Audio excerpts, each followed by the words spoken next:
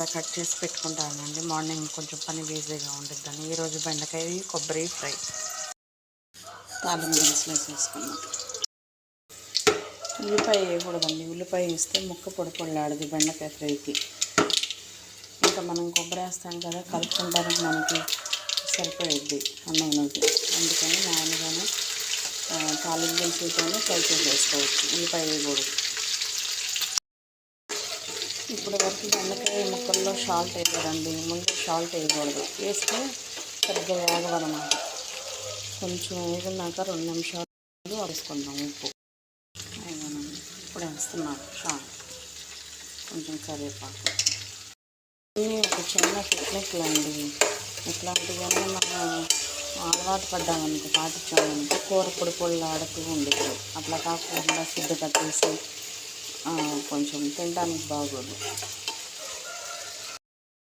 ఈ ఎండు కొబ్బరి ముక్కలండి, ఎండు కొబ్బరి, ఎల్లుల్లిపాయలు,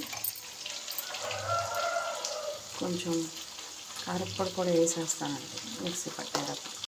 వేసుకున్న కొబ్బరి పౌడరు రెడీ అయిపోయింది. బెండకాయ కూరలోకి వేసేస్తున్నాను.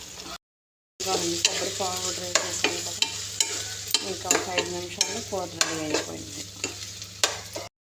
కొత్తిమీర కూడా వేసేసుకుందామండి లాస్ట్లో. ఈ కూర ఎలా టేస్ట్ వచ్చిందంటే మనకి పెళ్లి భోజనాల్లో వేస్తారు కదా బెండకాయ ఫ్రై, అలాంటి టేస్ట్ వచ్చిందండి. దీంట్లో నేను తాలింపు దినుసులు వేసుకునేటప్పుడు జీడిపప్పులు అవన్నీ వేయచ్చు అనమాట. అవన్నీ నా దగ్గర లేవు ప్రస్తుతానికి, అందుకే నేను మామూలుగానే తాలింపు దినుసులతో చేసేసాను.